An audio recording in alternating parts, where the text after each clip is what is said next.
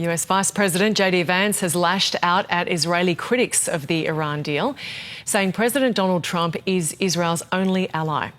His remarks reflect the growing tensions between the two nearly 4 months after the United States and Israel launched strikes on Iran. Jennifer Gavito was the Deputy Assistant Secretary of State for Iran and Iraq during the Biden administration. She says Israeli and US Republican politicians alike have valid criticisms of the Trump administration. JD Vance, not surprisingly, is defending the deal that he was quite instrumental, according to all accounts, in concluding. He's pushing back, though, against pretty significant criticism, including from President Trump and his own Republican Party, for having essentially provided Iran with significant economic concessions, despite Iran not having conceded much itself, other than agreement to discuss the nuclear program. JD Vance is really framing this as a case of a choice between peace or continued war. And there is something to that. I think the Trump administration was left with very few viable options and very little motivation to continue a conflict that continued to have no real strategic objectives defined and ever diminishing returns.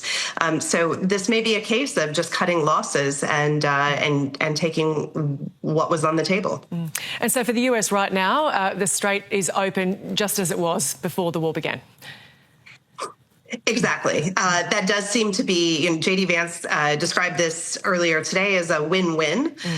There is some truth to that. Certainly the United States won in that the Strait, as you noted, is open again 110 or so days after it was initially closed.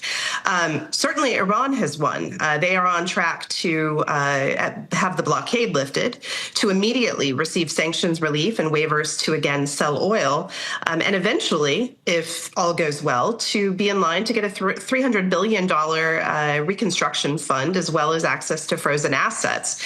So while both sides have gotten something from this, the criticism remains that perhaps Iran, at the end of the day, got more than the United States. And what sort of leverage could that give Iran in the region? So I think this puts the Gulf allies in quite a precarious situation. First of all, the Strait of Hormuz is now in play, and it will be forever into the future. Iran knows that that is a lever that it can pull at any point should things not go its way. For the Gulf, that means that they remain in Iran's line of fire. Iran will have access to funding that will permit it to rebuild its missile and drone programs that have been depleted or destroyed through the course of the conflict. And there don't seem to be real mechanisms on the table to hold them to account, other than perhaps some progress on a nuclear file that President Trump had said just a year ago had been obliterated. So for the region, this leaves, I think, a quite precarious situation where it is hard to envision that there will not be ongoing concerns about future disruptions to global commerce. Now, even though Hezbollah and Israel are not part of this agreement, Lebanon is specifically included in the MOU. We know there have been fresh strikes by Israel in Lebanon.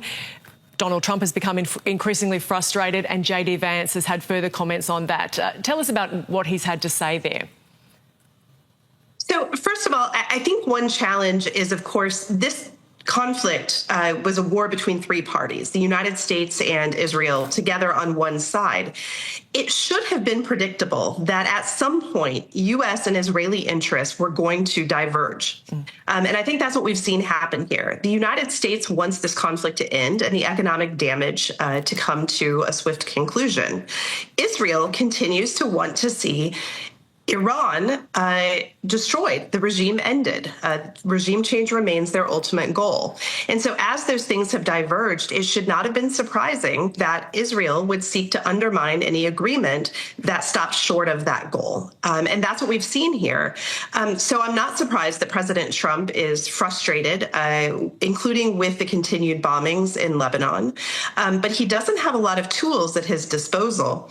And then J.D. Vance's comments earlier today about Israel were frankly unprecedented. There has been frustration in recent years, including, as mentioned in your report, over the way that Israel conducts these operations, first in Gaza, but also in Lebanon and the West Bank, whereby civilians are often in the line of fire. So frustration over that is not new, but this scathing public critique is quite unusual, especially for a party that has aligned itself so closely with Prime Minister Netanyahu. So what are your key predictions, or what you'll be really looking out for in the next 60 days? So first of all, I think we have to be very clear-eyed that 60 days is not a lot of time to reasonably conduct nuclear negotiations. JCPOA took over 2 years. So I think what I would watch for is the pace of discussions. Those do seem to be serious in intent, at least at this point. We've just seen reports that the IAEA will participate in those discussions, including about a verifiable progress towards a deal. So that's all very good news.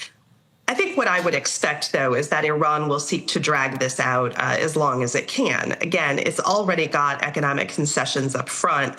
It doesn't, frankly, have a lot of incentive to conclude a nuclear deal that makes additional concessions there. So I see them trying to drag this out well beyond the 60 days, and I would not be surprised if the Trump administration allowed that to happen.